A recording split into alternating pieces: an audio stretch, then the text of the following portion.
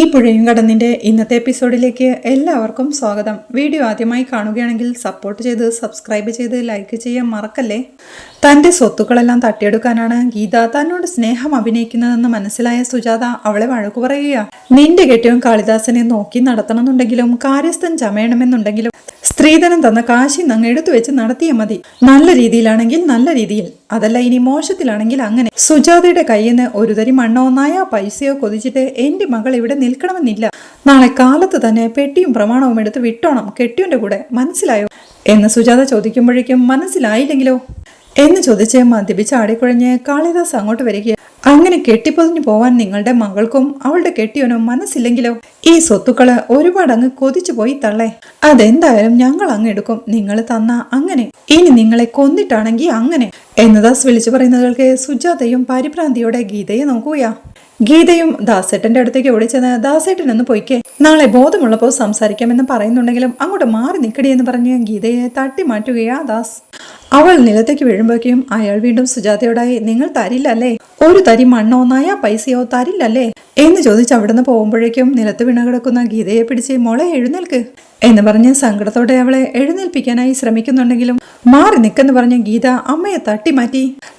നിങ്ങൾ ഒരൊറ്റ ആള് കാരണമാ എന്റെ ദേഹത്ത് ഒരു തരി പൂഴി വീഴാതെ പോലും നോക്കുന്നയാളാ. ദാസേട്ടൻ എന്നെ തല്ലിക്കൊല്ലട്ടെ, നിങ്ങൾ സ്വത്തും കെട്ടിപ്പിടിച്ചിരുന്നാ മതി, നിങ്ങൾക്ക് അതല്ലേ വലുത് എന്ന് ഗീത ചോദിക്കുമ്പോഴേക്കും അടുക്കളയിൽ നിന്നും വെട്ടുകത്തിയുമായി ദാസും അങ്ങോട്ട് ഓടി വരികയും ഗീത ഓടിച്ചെന്ന് ദാസേട്ടനെ തടയാനായി നോക്കുന്നുണ്ടെങ്കിലും അവള് വീണ്ടും തള്ളി മാറ്റി. സുജാതയുടെ നേരെ ആ വെട്ടുകത്തിയുമായി ചെല്ലുകയാ കാളിദാസ്. പന്ന പരട്ട തള്ളേ, എനിക്ക് സ്വത്തൊന്നും തരില്ല അല്ലേടി എന്ന് ചോദിച്ച് ദാസ് ആ വെട്ടുകത്തിയുമായി വെട്ടാനൊങ്ങുമ്പോഴേക്കും സുജാത അവിടെ നിന്ന് ഓടിപ്പോവുകയാ. ദാസേട്ടാ എന്ത് ഈ കാണിക്കുന്നതെന്ന് ചോദിച്ച ഗീത അദ്ദേഹത്തെ പിടിച്ച് മാറ്റാൻ ശ്രമിക്കുന്നുണ്ടെങ്കിലും അവള് വീണ്ടും തള്ളി മാറ്റിക്കൊണ്ട് ദാസും മുറ്റത്തേക്ക് ഇറങ്ങി ഓടുന്ന സുജാതയുടെ പിറകെ ഓടുകയാ. മുറ്റത്തേക്ക് എത്തുന്ന സുജാതയും അയ്യോ രക്ഷിക്കണേ, ആരെങ്കിലും ഒന്ന് വരണേ എന്ന് നിലവിളിച്ചുകൊണ്ട് വീടിന്റെ പിന്നാമ്പുറത്തേക്ക് ഓടുകയാ. മുറ്റത്തേക്ക് എത്തുന്ന ദാസും ഡി തള്ളേ എവിടെ പോയിടി തള്ളേ എന്ന് വിളിച്ച് പറമ്പിലേക്ക് ഓടുകയാ. ദാസേട്ട നിക്ക് എന്ന് വിളിച്ച് ഗീതയും പുറകെ ഓടുന്നുണ്ട്. അവിടെ വിനീതും ഗംഗയും സഞ്ചരിച്ചിരുന്ന കാർ വഴിയിൽ വെച്ച് ബ്രേക്ക് ഡൗൺ ആവുകയാ. പണിയായല്ലോ എന്ന് പറഞ്ഞ് ഡ്രൈവർ ഇറങ്ങി നോക്കുമ്പോഴേക്കും എന്താ പറ്റിയത്, നമുക്ക് വന്ന് ഇറങ്ങി നോക്കാമെന്ന് വിനീത് പറയേ സെലിമിക്കയും വിനീതും റോഡിലേക്ക് ഇറങ്ങുകയാ. മയക്കത്തിലായിരുന്ന ബേബിച്ചേട്ടനും കണ്ണു തുറന്ന് സീറ്റിലൊന്നും ആരെയും കാണാഞ്ഞ് പുഷ്പവാടി എത്തിയോ എന്ന് ചോദിക്കേ ഇല്ല, വണ്ടി കംപ്ലൈന്റ് ആയെന്ന് തോന്നുന്നു എന്ന് പുറകിലിരിക്കായിരുന്ന ഗംഗ വിളിച്ച് പറയുന്നുണ്ട്. അത് കേൾക്കെ ബേബിച്ചേട്ടനും ഇറങ്ങിച്ചെന്ന് കാറിന്റെ ബോണറ്റ് തുറന്നു നോക്കുമ്പോഴേക്കും സലീമിക്ക അങ്ങോട്ട് വന്ന് എന്താ ബേബിച്ചേട്ടൻ ഈ കാണിക്കുന്നത്? എടാ കാറ് കേടായി കഴിഞ്ഞാൽ ഏതാണ്ടൊക്കെ വലിച്ചു പറിച്ചെടുക്കുമ്പോഴാ റെഡിയായി കണ്ടിട്ടുള്ളത് എന്ന് ബേബിച്ചേട്ടനും. എന്റെ പൊന്നു ബേബിച്ചേട്ടാ ദയവ് ചെയ്ത് അടച്ചു വെച്ചേ പോയി കിടന്നുറങ്ങാൻ നോക്ക്, ടയർ പഞ്ചറായാൽ എന്തിനാ ബോണറ്റ് തുറന്ന് നോക്കുന്നതെന്ന് സെലീമിക്കയും. നോ പ്രോബ്ലം, എന്റെ സേവനം വേണ്ടെങ്കിൽ വേണ്ട എന്ന് പറഞ്ഞ് ബേബിച്ചേട്ടനും ആ ബോണറ്റ് അടച്ച് നിന്ന വീഴും ഇരിക്കുമെന്ന് പറഞ്ഞ് കാറിലേക്ക് കയറി ഇരിക്കുക. കാറിൽ ടെൻഷനോടെ ഇരിക്കുന്ന ഗംഗയോടായി ഗംഗേ ഇപ്പൊ ശരിയാവുമേ എന്ന് വിനീതും അകത്തേക്ക് നോക്കി വിളിച്ച് പറയുന്നുണ്ട്. ദാസിന്റെ കയ്യിൽ നിന്നും പറമ്പിലൂടെ ഓടി രക്ഷപ്പെട്ട് ഒരു മരത്തിന് പിന്നിൽ കിതപ്പോടെ ഒളിച്ചു നിൽക്കുകയാണ് സുജാത. മുറ്റത്തേക്ക് ഓടിയെത്തുന്ന ദാസും വിളിച്ച് പറയുന്നുണ്ട് തള്ളേ നിങ്ങൾ ചത്തെന്ന് കൂട്ടിക്കോ, വെട്ടി നുറുക്കി മപ്പാസാക്കും ഞാൻ എന്ന് ദാസ് വിളിച്ചു പറയുന്നതുകൾക്ക് സുജാതയും പരിഭ്രമത്തോടെ നെഞ്ചത്ത് കൈവച്ച് നിൽപ്പാ. തള്ളേ തള്ളേ എന്ന് വിളിച്ച് ദാസ് തിരയുമ്പോഴേക്കും അങ്ങോട്ട് വന്ന ഗീതയും അമ്മയെ അമ്മയെന്ന് നീട്ടി വിളിക്കുകയാ. ആകെ പരിഭ്രാന്തിയോടെ മറഞ്ഞു നിന്ന് നോക്കി നിൽപ്പാ സുജാതയും. അവിടെ ടയറെല്ലാം റെഡിയാക്കി എല്ലാവരും കാറിലേക്ക് കയറി. ഡ്രൈവർ കാർ സ്റ്റാർട്ട് ചെയ്യാൻ നോക്കുമ്പോഴേക്കും അത് സ്റ്റാർട്ട് ആവുന്നില്ല. എന്തു പറ്റി എന്ന് വിനീത് ചോദിക്കേ ഒന്ന് കൈവെക്കണമെന്നാ തോന്നുന്നത് എന്ന് ഡ്രൈവറും പറയുന്നുണ്ട്. അതിനിപ്പോ എന്താ, ഗംഗ ഇവിടെ ഇരുന്നു സലീമിക്ക് ഇറങ്ങി എന്ന് പറഞ്ഞ് വിനീത് സലീമിക്കയും കൂട്ടിയിറങ്ങി. അവർ തള്ളുമ്പോഴേക്കും കാറ് ആടി ഉലഞ്ഞു പോകുന്നത് കാണേ. ആരോമലുണ്ണി ആടാട് എന്ന പാട്ട് പാടിക്കൊണ്ടിരിപ്പ ബേബിച്ചേട്ടനും. ഈ ആരോമലുണ്ണിയെ ആ കടലിൽ തള്ളിയിട്ട് പോന്നാ മതിയായിരുന്നു എന്ന് സെലിമിക്കയും വിനീതിനോടായി പറയുക. തള്ളി ആകെ അവശനാവുമ്പോഴേക്കും വിനീത് ചെന്ന് ബേബിച്ചേട്ടനെ വിളിക്കുന്നുണ്ട്. എന്റെ പൊന്നു ബേബിച്ചേട്ടാ ഒന്നിങ്ങോട്ട് ഇറങ്ങ് എന്ന് വിനീത് പറയേ ഇറങ്ങൂല, കടലിൽ ഇറങ്ങാൻ ഈ ബേബിക്കുട്ടനെ പേടിയാ എന്ന് ബേബിച്ചേട്ടനും പറയുകയാ. അത് കേൾക്കെ ഗംഗയും കാറിന്റെ ഡോർ തുറന്നിറങ്ങുമ്പോഴേക്കും ഗംഗ എന്തിനാ കാറിൽ നിന്ന് പുറത്തിറങ്ങിയത്? ഇറങ്ങണ്ടെന്ന് ഞാൻ പറഞ്ഞതല്ലേ, കാറിനകത്ത് ഇരുന്നാ പോരായിരുന്നു എന്ന് വിനീതും. അപ്പോഴേക്കും ഡ്രൈവറും വിളിച്ച് പറയുന്നുണ്ട് വിനീതേ ഒന്നുകൂടെ കൈവച്ചേന്ന്. അത് കേൾക്കെ വിനീതും സലീമിക്കയും കൂടി വീണ്ടും കാർ തള്ളിക്കൊണ്ട് പോവുകയാ. ആ സമയത്താണ് സുജാത വിനീതിന്റെ മൊബൈലിലേക്ക് വിളിക്കുന്നത്. ആദ്യ തവണ വിനീത് എടുക്കാതാവുമ്പോഴേക്കും വീണ്ടും സുജാത അവന്റെ മൊബൈലിലേക്ക് വിളിക്കുക. ഇത് ശല്യം എന്ന് പറഞ്ഞ് വിനീത് കാറ് തള്ളുന്നത് നിർത്തി ആ മൊബൈൽ എടുത്ത് നോക്കുമ്പോഴേക്കും അമ്മയാണല്ലോ, ഇതെന്താ ഈ നേരത്ത് എന്ന് ചോദിച്ച് ആ കോൾ അറ്റൻഡ് ചെയ്ത് ഹലോ എന്താ അമ്മേ എന്ന് ചോദിക്കെ കരച്ചിലൂടെ മോനെ വിനീതേ എന്ന് വിളിക്കുന്നുണ്ട് അമ്മ. അമ്മ എന്താ അമ്മ കരയാതെ കാര്യം പറ എന്ന് വിനീത് ചോദിക്കേ. എടാ അവനില്ലേ ആ കാളിദാസൻ കൊല്ലുമെന്ന് എന്നമ്മ പറയേ. ദാസേട്ടൻ എന്ത് പറ്റാൻ അമ്മ കുടിച്ച് ഫിറ്റായപ്പോ ഓരോന്ന് തോന്നുന്നതാവും എന്ന് വിനീതും പറയുന്നുണ്ട്. അതൊന്നും അല്ലടാ അതല്ലാന്ന് എന്നമ്മ കരച്ചിലോടെ പറയുമ്പോഴേക്കും ഗംഗയും സലീമിക്കയും കാർ തള്ളിക്കൊണ്ട് പോകുന്നത് കണ്ട് ഗംഗെ എന്ന് വിളിച്ച് വിനീത് അങ്ങോട്ട് പോവുകയാ. മോനെ ദാസൻ എന്നെ വെട്ടാൻ ഓടിച്ചോണ്ടിരിക്കുക. അവന് സ്വത്തെല്ലാം എഴുതി വേണമെന്ന്, ഇല്ലെങ്കിൽ എന്നെ കൊല്ലുമെന്നൊക്കെയാ പറയുന്നത്. അവനെ പിടിച്ച് ഞാനിപ്പോ പറമ്പിൽ വന്ന് നിൽക്കുക എന്നൊക്കെ അമ്മ മൊബൈലിലൂടെ പറയുന്നത് ഗംഗയുടെ അടുത്തേക്ക് ഓടുന്ന വിനീത് കേൾക്കുന്നേ ഇല്ല. അവൻ അങ്ങോട്ട് ഓടിച്ചെന്ന് ഗംഗ അങ്ങ് മാറ്, ആര് പറഞ്ഞു വണ്ടി തള്ള എന്ന് പറഞ്ഞ് അവളെ പിടിച്ചു മാറ്റി വണ്ടി തള്ളിക്കൊണ്ട് ഹലോ പറയമ്മേ എന്നവൻ പറയേ. മോനെ ഞാൻ പറഞ്ഞതൊന്നും നീ കേട്ടില്ലേടാ എന്നമ്മ ചോദിക്കുമ്പോഴേക്കും വണ്ടി സ്റ്റാർട്ടാവുകയാ. എല്ലാരും വന്ന് വണ്ടി കയറുന്ന ഡ്രൈവറും വിളിച്ച് പറയുന്നുണ്ട്. അമ്മേ ഞാൻ എന്നാ വിളിക്കാമെന്ന് പറഞ്ഞ് വിനീത് കോൾ കട്ട് ചെയ്ത് ഗംഗയും സലീമിക്കയും കൂട്ടി കാറിനകത്തേക്ക് കയറുകയാണ്. അങ്ങനെ അവർ കാറിൽ കയറി പോകുമ്പോഴേക്കും വീണ്ടും അമ്മയുടെ കോൾ വരികയാണ്. അവനാ കോൾ അറ്റൻഡ് ചെയ്ത് ഹലോ അമ്മേ എന്ന് ചോദിക്കേ. എടാ മോനെ നീ പെട്ടെന്നൊന്ന് എന്നമ്മ പറയുമ്പോഴേക്കും ഫോൺ ഓഫായി പോവുകയാ. വിനീത് വീണ്ടും അമ്മയുടെ മൊബൈലിലേക്ക് ട്രൈ ചെയ്യുന്നുണ്ടെങ്കിലും മൊബൈൽ സ്വിച്ച് ഓഫ് ആണെന്ന് പറയുകയാ. സുജാതയും ആകെ പരിഭ്രമത്തോടെ ആ മരത്തിനു പിന്നിൽ ഒളിഞ്ഞു നിൽക്കുമ്പോഴേക്കും ദാസും പറമ്പിലേക്ക് വെട്ടുകത്തിയുമായി ഇറങ്ങി വരികയാ. കൂടെ ഗീതയുമുണ്ട്. തള്ളേ ഒളിച്ചു നിൽക്കുന്നിടത്തുനിന്ന് ഇറങ്ങി വന്നോ മര്യാദയ്ക്ക്, ഇല്ലെങ്കിൽ വിവരം അറിയും. തള്ളേ നിങ്ങളോടാ പറയുന്നേ എന്നൊക്കെ വിളിച്ചു പറയുമ്പോഴേക്കും സുജാതയും ആ മരത്തിന് ചുവട്ടിലേക്ക് ഇരിക്കുക. ഗീതയും ദാസിനോടായി ദാസേട്ടൻ എന്താ ഈ കാണിക്കുന്നേ, രാത്രി മുഴുവനും പറമ്പിൽ കൂടി നടന്ന് നേരം വെളുപ്പിക്കാനാണോ എന്ന് ചോദിക്കേ. എനിക്ക് അവരെ വെട്ടി അരിയണമെടി. അവരെന്താ പറഞ്ഞേ, അവരുടെ ഒരു തരി തരില്ല എന്നല്ലേ, എനിക്ക് അവരെ കഷ്ണം കഷ്ണമായിട്ട് നുറുക്കണം.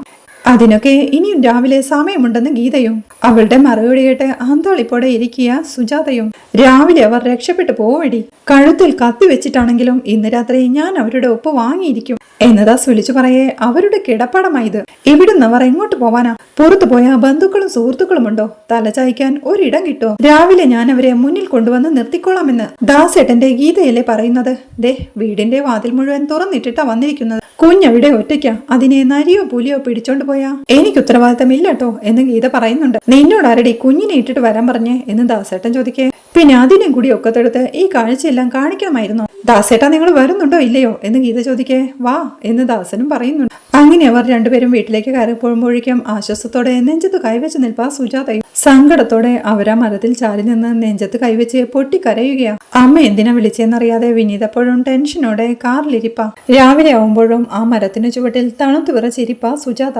വീട്ടിലെത്തിയ ഗംഗയിൽ നിന്നും ട്രിപ്പിന്റെ കാര്യങ്ങളെല്ലാം അറിഞ്ഞ് അടുക്കളയിൽ നിന്ന് പൊട്ടിച്ചിരിക്കുക കാവേരി. എടി ചിരിയൊന്നും നിർത്തുന്നുണ്ടോ? ഒരു അബദ്ധമൊക്കെ ഏത് പോലീസുകാരനും പറ്റും എന്ന് ഗംഗ പറയേ. അതൊന്നല്ലേ ഇതൊരായിരം എന്ന് പറഞ്ഞ് കാവേരിയും പൊട്ടിച്ചിരിക്കുക. എന്നാ ഞാൻ ഇനി ഒന്നും പറയുന്നില്ല എന്ന് പരിഭ്രമത്തോടെ ഗംഗ പറയും. ഏയ് അങ്ങനെയൊന്നും പറയില്ല ഗംഗച്ചി, നല്ല രസമുണ്ട് ലണ്ടനിലെന്നൊക്കെ പറയുന്ന പോലെ എന്ന് കാവേരി ചിരിയോടെ പറയും. ഞാനൊന്നും പറയുന്നില്ലെന്ന് പറഞ്ഞ് ഗംഗയും പരിഭവത്തോടെ നിൽപ്പാം. ചേച്ചി പ്ലീസ് ചേച്ചി പറ ചേച്ചി, ഈ കഥയൊന്ന് ക്ലോസ് ചെയ്യേ, കഥാപാത്രങ്ങൾ ഇപ്പോഴും വഴിയില്ലല്ലേ എന്ന് കാവേരി ചോദിക്കേ. ശരി, ഈ ബേബി ചേട്ടനെയും സലീമിക്കയെയും കൊണ്ടുവിടുന്നതിന് മുന്നേ ആ ഡ്രൈവർ ഞങ്ങൾ ഇവിടെ കൊണ്ടുവിട്ടോ, എവിടെയെങ്കിലും വീണെന്നുറങ്ങിയാൽ മതി എന്നുള്ള ആഗ്രഹത്തിലാ എന്റെ വരവ്. നേരം പരപരാ വെളുക്കുന്നേയുള്ളൂ. അപ്പോതേ മുറ്റത്ത് ചൂലുമായി നിൽക്കുന്നു നമ്മുടെ അമ്മ. ഞാൻ ഗുഡ് നൈറ്റ് എന്ന് അമ്മയോട് പറഞ്ഞപ്പോഴേ അതൊന്നും മൈൻഡ് ചെയ്യാതെ പോയി ചായ ഇട്ടുകൊണ്ട് വാടിയെന്ന് അമ്മയും. പിന്നെ എനിക്കൊന്നും നോക്കാനുണ്ടായിരുന്നില്ല, നേരെ ഒറ്റ നടത്തം. ബെഡ്റൂമിലെത്തി ബെഡിലേക്ക് വീണത് മാത്രമേ ഓർമ്മയുള്ളൂ. പിന്നതെ ഇപ്പോഴാ ഉറക്കമുണർന്നത് എന്ന് പറഞ്ഞ് നിർത്തുമ്പോഴേക്കും ഗ്യാസിലിരുന്ന ചായയും തിളച്ചു പൊങ്ങുകയാ. അവൾ അത് ഓഫ് ചെയ്ത് നിനക്കൂടി ഒരു ചായ എടുക്കട്ടെ എന്ന് ചോദിക്കേ. എടുത്തോ എന്ന് കാവേരിയും. അല്ല അതിരിക്കട്ടെ, ഞങ്ങൾ ഇവിടെ നിറങ്ങുമ്പോ നീ എവിടെയായിരുന്നു? നിന്ന നിപ്പില്ല, നിന്നെ കാണാതായല്ലോ എന്ന് ഗംഗ ചോദിക്കേ. ഒരു സംശയത്തെ തുടർന്ന് ചെറിയൊരു CID പണിക്ക് പോയതാ ഗംഗച്ചി എന്ന് കാവേരിയും. അച്ഛൻ മരിക്കുന്നതിന് മുന്നേ ഒരു തോട്ടം നമ്മളെ കൊണ്ടുപോയി കാണിച്ചില്ലേ, അച്ഛൻ വാങ്ങിച്ചതാണെന്നും പറഞ്ഞ് എന്ന് കാവേരി ചോദിക്കേ. അതൊക്കെ ഇനി ഓർത്തിട്ട് എന്തിനാ മോളെ എന്ന് ഗംഗയും. വെറുതെ ഓർത്തതല്ല ഗംഗച്ചി, നിവിനെ ഓർമ്മിപ്പിച്ചത് എന്ന് കാവേരി പറയേ. നിവിനോ എന്ന് സംശയത്തോടെ ഗംഗയും. അതെ, നമ്മുടെ ജയപാലന്റെ അനന്തരവനാണല്ലോ നിവിൻ. ജയപാലൻ വാങ്ങിച്ചതാണെന്നും പറഞ്ഞ് കഴിഞ്ഞ ദിവസം ഒരു തോട്ടം കൊണ്ടുപോയി കാണിച്ചിരുന്നു. അച്ഛൻ നമ്മളെ കൊണ്ടുപോയി കാണിച്ച അതേ സ്ഥലം കുറിഞ്ഞിക്കാട്. ഞാൻ പറഞ്ഞ വിവരങ്ങളൊക്കെ വെച്ച് നോക്കിയപ്പോ നിവിനൊരു സംശയം, അത് നമുക്ക് വേണ്ടി അച്ഛൻ വാങ്ങിച്ച തോട്ടം തന്നെ അല്ലേ എന്ന്. ഇക്കാര്യം പറയാൻ നിവിൻ പലവട്ടം എന്നെ വിളിച്ചിരുന്നു, ഞാൻ അറ്റൻഡ് ചെയ്തില്ല. പിന്നെ ഇന്നലെയാ എനിക്ക് അവിടെ പോവാൻ കഴിഞ്ഞത്. അവിടെ ചെന്നപ്പോ തന്നെ ഞാനത് തിരിച്ചറിഞ്ഞു ഗംഗേച്ചി. നമ്മളന്ന് നടന്ന അതേ വഴികൾ, അന്ന് കണ്ട ചെടികളും ഇരുന്ന് ഭക്ഷണം കഴിച്ച സ്ഥലവും അവിടെയൊക്കെ ഇപ്പോഴും അച്ഛന്റെ ഗന്ധം തങ്ങി നിൽക്കുന്ന പോലെ ആയിരുന്നു എന്നവൾ പറഞ്ഞു നേരത്തെ എനിക്കും തോന്നാറുണ്ട് മോളെ, എപ്പോഴും അച്ഛൻ വിളിക്കുന്നത് പോലെ. വരാന്തയിലിരുന്ന് സംസാരിക്കുന്നത് പോലെ. ചില രാത്രികളിൽ ഉറങ്ങി എഴുന്നേൽക്കുമ്പോൾ അച്ഛൻ അടുത്ത റൂമിൽ കിടന്ന് ഉറങ്ങുന്നുണ്ടെന്ന് തോന്നും. അതുപോലെ അച്ഛനോടൊപ്പം സഞ്ചരിച്ച ഇടങ്ങൾ, അതുമായി സാമ്യമുള്ള സ്ഥലങ്ങൾ, എല്ലായിടത്തും അച്ഛനുള്ളതുപോലെ, കൂടെ നടക്കും പോലെ, കാതിനടുത്ത് വെച്ച് എന്തോ മന്ത്രിച്ചു പോയതുപോലെയൊക്കെ തോന്നും. പക്ഷെ അത് നമ്മുടെ മാത്രം തോന്നലാ. സത്യമാണെന്ന് വിചാരിച്ച് സമയം കളയാനില്ല. ജീവിതം മുന്നോട്ട് തന്നെ നീങ്ങുമെന്ന് ടെൻഷനോടെ ഗംഗയും പറയുകയാ. പക്ഷെ ഗംഗേജി, നമ്മൾ ഒരുമിച്ച് യാത്ര ചെയ്ത വഴികൾ, കണ്ട കാഴ്ചകൾ, ഇരുന്ന സ്ഥലം എല്ലാം ഒരുപോലെയാ. അളവും അടയാളവും എല്ലാം കൃത്യമാ. 5 ഏക്കർ ആദിവാസി ക്ഷേത്രം അതിര് എന്നവൾ പറയേ, നീയും ഈ മലമൂട്ടിൽ ജനിച്ചു വളർന്ന ആളല്ലേ മോളെ? ഇവിടെ ഒരേപോലെ തോന്നിക്കുന്ന എത്ര സ്ഥലങ്ങളുണ്ട്. അതും നമ്മൾ ഒരു തവണയെ അവിടെ പോയിട്ടുള്ളൂ എന്ന് ഓർമ്മിക്കണം. പിന്നെ വേറൊന്ന്, ആ 5 ഏക്കറിന്റെയും ആദിവാസി ക്ഷേത്രത്തിന്റെയും അടയാളങ്ങളാണ്. അവിടെയും ഇതുപോലെ 5 ഏക്കറായി അളർന്നു മുറിച്ചു വിൽക്കുന്ന വേറെയും സ്ഥലങ്ങൾ ഉണ്ടാവില്ലേ? അതിനൊന്നും ആദിവാസി ക്ഷേത്രം അതിരായിട്ടുണ്ടാവില്ലേ എന്നൊക്കെ ഗംഗ ചോദിക്കേ, ശരിയാ ഗംഗേച്ചി. പക്ഷേ മനസ്സിൽ അണയാതെ കിടന്ന കനലുകളാ എന്നെ ആ തോട്ടത്തിൽ ജോലി ചെയ്യുന്ന ശിവരാമേട്ടന്റെ അടുത്ത് എത്തിച്ചത് എന്ന് പറഞ്ഞവൾ അന്നത്തെ കാര്യം ഓർത്തെടുത്ത് പറയുകയാ. രജിസ്ട്രേഷന്റെ കാര്യങ്ങളൊക്കെ സംസാരിച്ചതാ.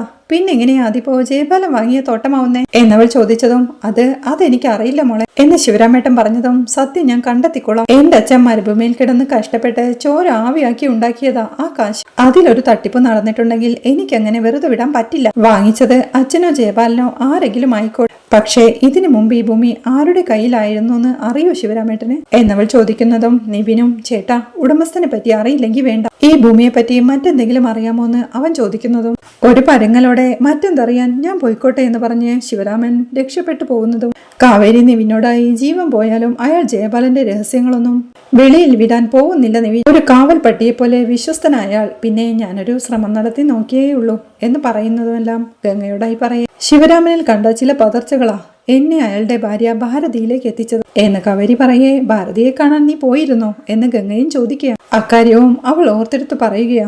അവിടെ വീടിന്റെ മുറ്റത്ത് ഓല വെട്ടുകയായിരുന്നു ഭാരതി. അപ്പോഴാണ് ശിവരാമന്റെ കോൾ വരുന്നത്. എടി, ഞാൻ ഇന്ന് വരാൻ ഇച്ചിരി വൈകും എന്ന് ശിവരാമൻ പറയേ. ഓ, അത് പുതിയ കാര്യമൊന്നും അല്ലല്ലോ എന്ന് ഭാരതി. ജയപാലൻ സാർ പറഞ്ഞിട്ടെ ഞാനൊരു ഇടം വരെ പോവുകയാ എന്ന് ശിവരാമൻ പറയേ. അതാണോ പുതിയ കാര്യം എന്ന് ഭാരതിയും പറയുന്ന കേക്കടി പോത്തെ. എടി, എന്നെ അന്വേഷിച്ച് ആരെങ്കിലും വരാൻ സാധ്യതയുണ്ട്.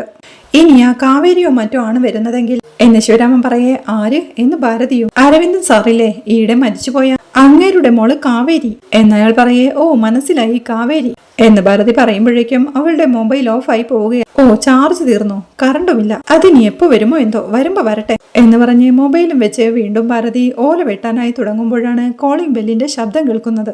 അത് മൈൻഡ് ചെയ്യാതെ ഭാരതി വീണ്ടും ഓല വെട്ടാനായി തുടങ്ങുമ്പോഴേക്കും കാവേരി അങ്ങോട്ട് വന്ന്, ചേച്ചി ഇവിടെ ഉണ്ടായിരുന്നു എന്ന് ചോദിക്കെ അമ്പരപ്പോടെ അവളെ നോക്കുകയാ ഭാരതിയും. ചേച്ചിക്ക് എന്നെ മനസ്സിലായില്ലേ എന്ന് കാവേരി ചോദിക്കെ. അരവിന്ദൻ സാറിന്റെ മോള് കാവേരിയല്ലേ എന്ന് ഭാരതി ചോദിക്കുന്നതിൽക്കെ എന്നെ എങ്ങനെ മനസ്സിലായി? ഞാൻ കുറെ നാളായിട്ട് പുറത്തായിരുന്നല്ലോ എന്ന് കാവേരിയും. ശരിക്കും പറഞ്ഞാ അറിയില്ലായിരുന്നു. പക്ഷേ ഇപ്പൊ രാമേട്ടൻ കാവേരിയുടെ കാര്യം പറഞ്ഞതേ ഉള്ളൂ. അതുകൊണ്ട് പഴയൊരു രൂപം വെച്ച് ഓർമ്മ വന്നതാ എന്നവർ പറയുന്നതുകൾക്ക് സംശയത്തോടെ നിൽക്കുന്ന കാവേരിയെ കാണിക്കുന്നിടത്താണ് ഈ എപ്പിസോഡ് അവസാനിക്കുന്നത്.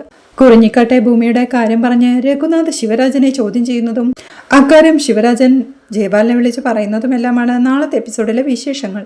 വീഡിയോ ഇഷ്ടമായാൽ സപ്പോർട്ട് ചെയ്ത് സബ്സ്ക്രൈബ് ചെയ്ത് ലൈക്ക് ചെയ്യാൻ മറക്കല്ലേ.